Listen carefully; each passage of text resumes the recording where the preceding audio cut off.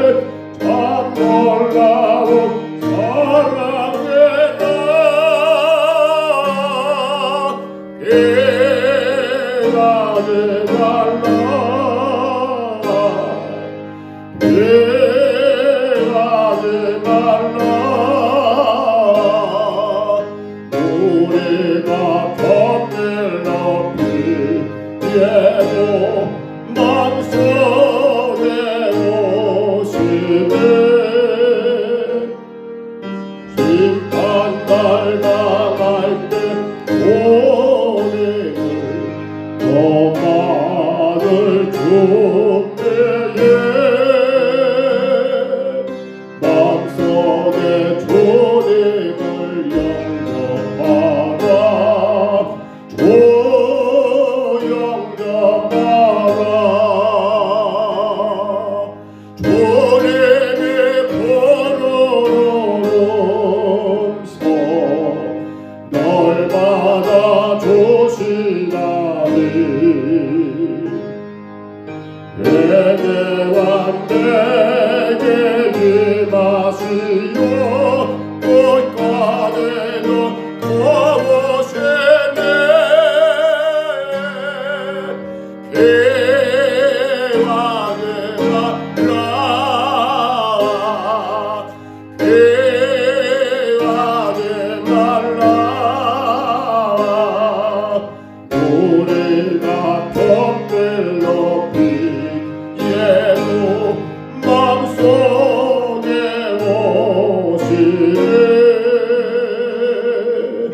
심판날 관할 때 조림을 너만을 존대해 마음속에 조림을 영접하라 영접하라 주님의 은혜를 받고 너 주를 영접하라 마음문 활짝 열어놓고 너 주님을 영접하라 피하지 말라 피하지 말라 우리가 겉길로 피게도 마음속에 옵시되 심판날 당할 때 조림을 너만을 존대해 마음속에 조림을 영접하라 영접하라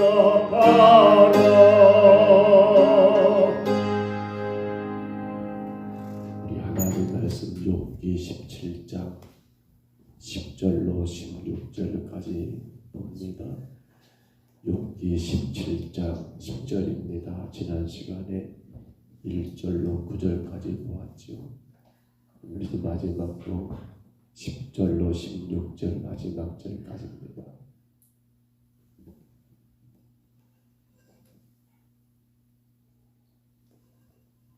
구약성경 욥기 17장 10절부터 16절 말씀까지 하나님의 말씀입니다. 이 말씀 같이 봤습니다. 너희는 모두 다시 올지라도 내가 너희 중에서 지혜자를 찾을 수 없느니라. 나의 날이 지나갔고 내 계획, 내 마음의 소원이 다 끊어졌구나. 그들은 밤으로 낫을 삼고 빛 앞에서 어둠이 가깝다 하는구나. 내가 수원이 내 집이 되기를 희망하여 내 침상을 흑암에 펴놓으네. 무덤에 내 아버지라 구더기에게 너는 내 어미라 내 자매라 할지라도 나의 희망이 어디 있으며 나의 희망을 누가 보겠느냐. 우리가 흙속에서 내는 희망이 수월의 문으로 내려갈 뿐이니라. 아멘. 욥이 이어지는 내용들이죠. 지난 1절로 9절에서는 욥이 그랬었지요. 친구들이 그렇게 비난하는 걸 보면서 그는 실망과 또 그런 가운데 하나님을 중보자로 찾고 마지막까지 하나님을 붙들었던 그러한 모습을 보았단다면요. 오늘 본문에서는 이제 욥이 하나님이 아닌 다시 친구들에게 자신을 정죄하는 그러한 친구들에게 그들의 어리석음을 지적하고 있고요.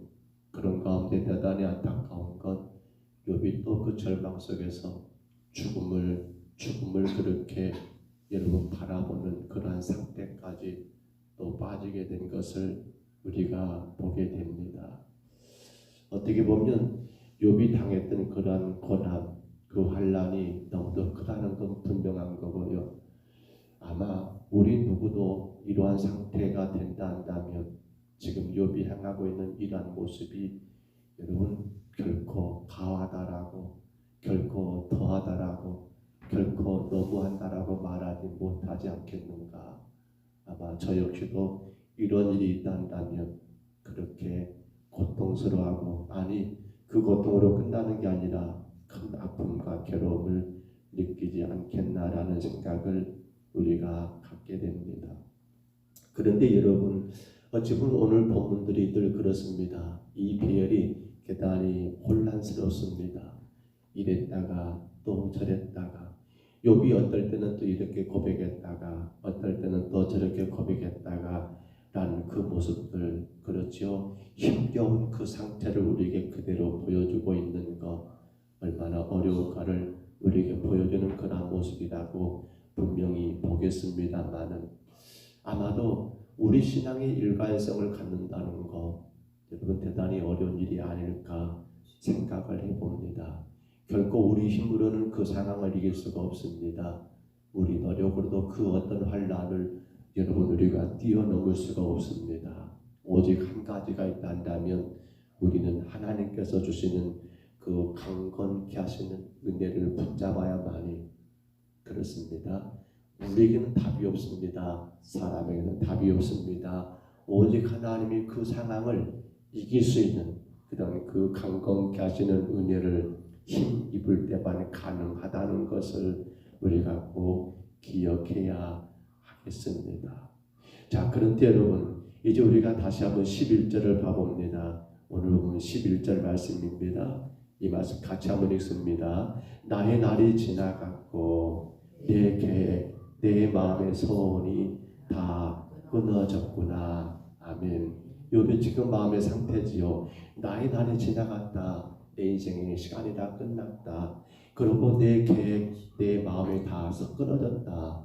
그 환난과 환난 속에서 욥이 그 인생의 죽음을 사모하게 된 그 모습들, 중보자 되신 하나님을 의지하면서 호소했지만 하나님께서는 그에게 응답하셨습니까?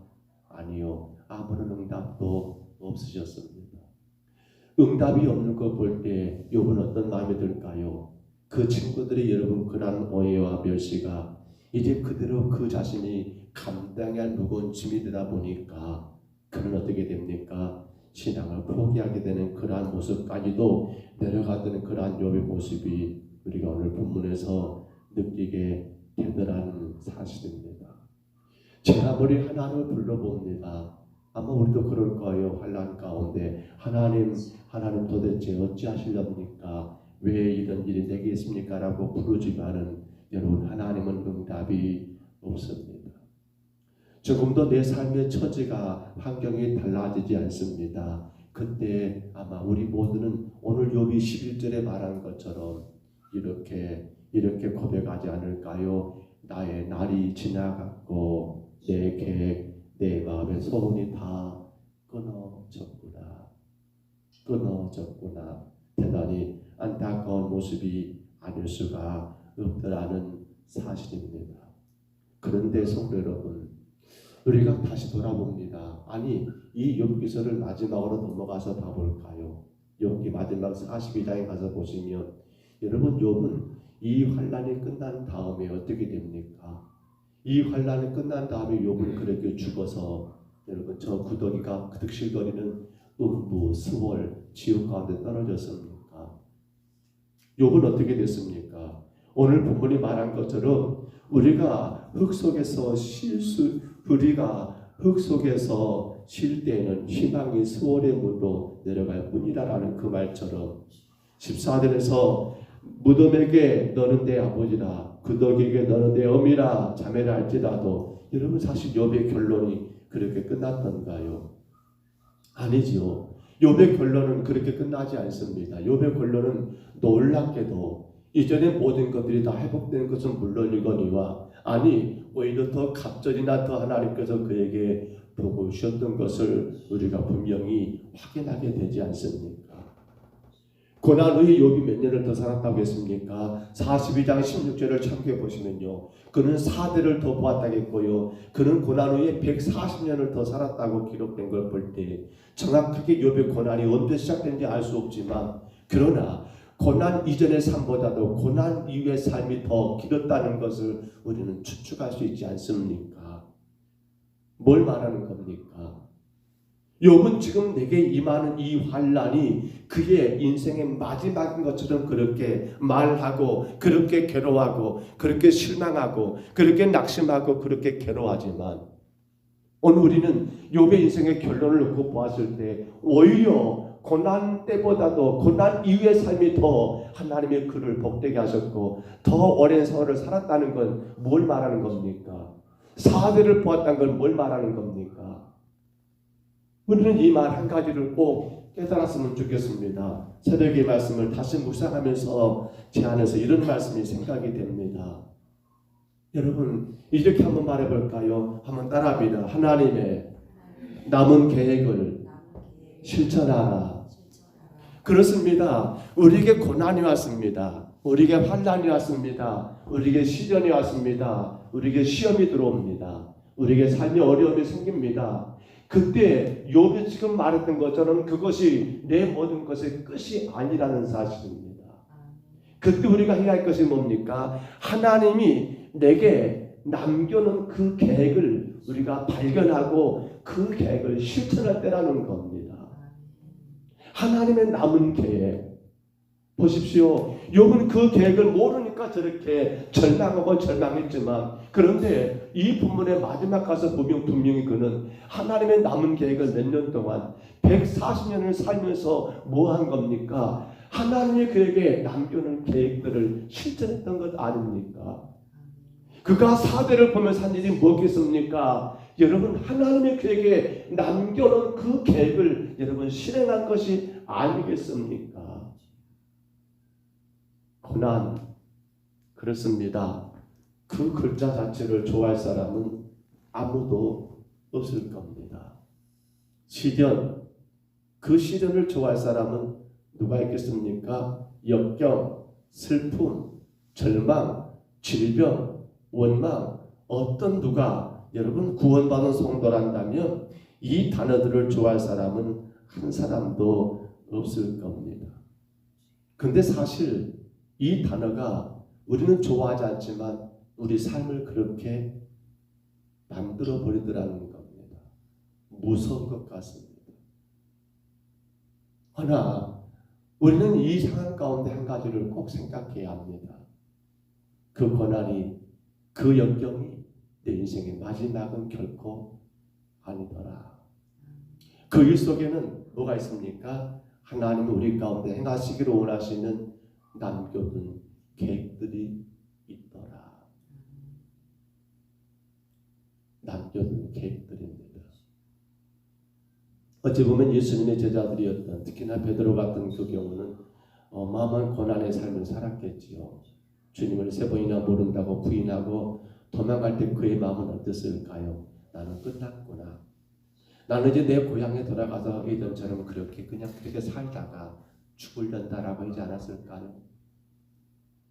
그런데 하나님은 그것이 그의 인생 끝이 아니었잖아요. 그것으로 베드로 인생이 끝났습니까? 아니지요. 오히려 남겨둔 계획들이 있었습니다. 주님이 그를 직접 찾아가셨습니다.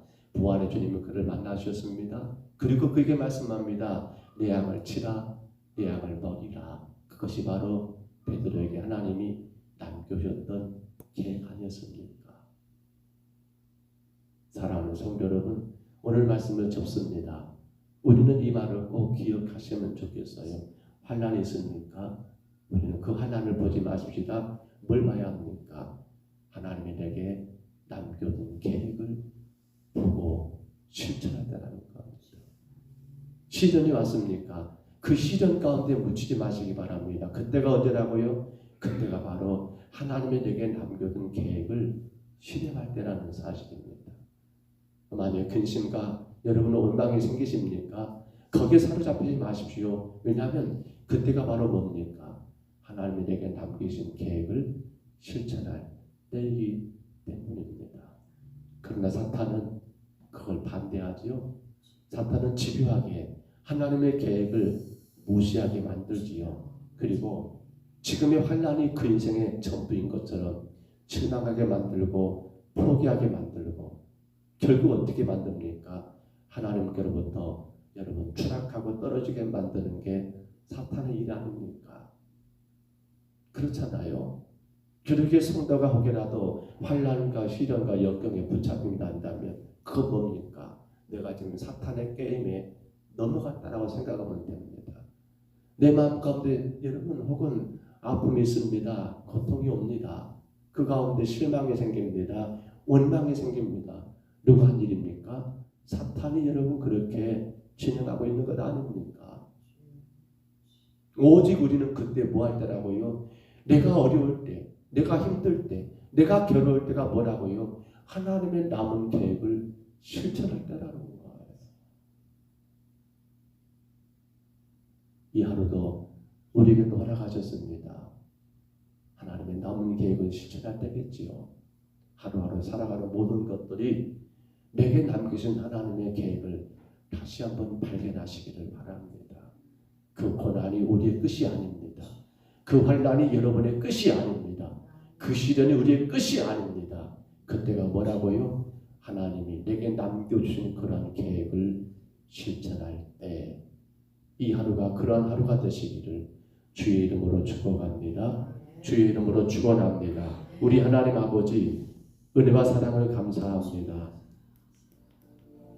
고난, 시련과 역경 아버지 그걸 통해서 사탄은 우리로 하여금 아버지 모든 걸 자포자기하게 만들고 스스로 모든 것들을 하나님 내려놓게 만드는 것이 사탄의 일이지만 아버지 성도는 그때가 바로 하나님이 내게 남기신 계획을 실천할 때라는 것을 깨닫고 그 일들을 진행해 나가는 우리 모두가 되게 하여 주옵소서. 어려울 때, 힘들 때, 마음에 근심되고 원망되고 실망되고 낙심되고 때로는 불평이 내 안에 생길 때에 아버지 사탄에게 붙잡힐 것인가 아니면 하나님께 붙잡혀 남은 계획을 실천할 것인가를 우리가 분명히 깨닫게 하시고 아버지 그때가 바로 내게 남기신 하나님의 계획을 실천할 됨을 알고 주님 앞에 겸손히 엎드리는 우리의 믿음 되게 허락하여 주옵소서. 우리의 가정 안에 우리 성도들의 삶 가운데 많은 고난이 있습니다. 아픔이 있습니다. 질병이 있습니다. 상처가 있습니다.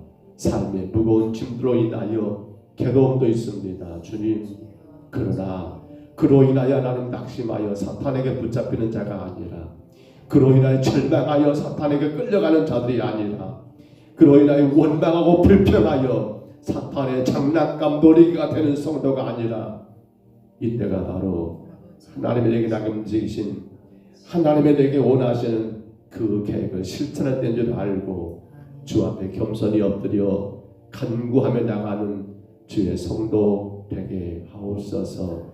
피하지 말라 피하지 말라라고 말씀하셨습니다. 우리가 곁길로 나간다 할지라도 아버지 주가 함께 하시기 때문에 하나님 그 고난의 때에 주님의 계획을 바라보는 믿음 우리에게 허락하여 주옵소서. 인도하심을 감사하옵고 예수님 이름으로 간절히 기도하옵나이다. 아멘.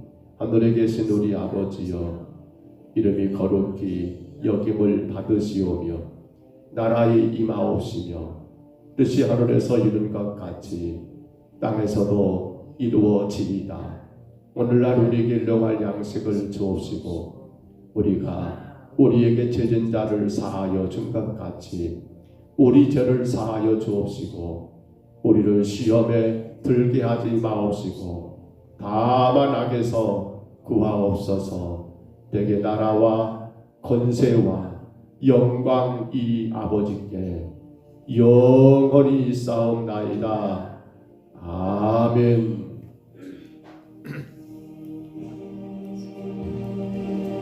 우리 아침에 간절히 기도하실 때요 고난 환난은 사탄이 우리를 넘어뜨려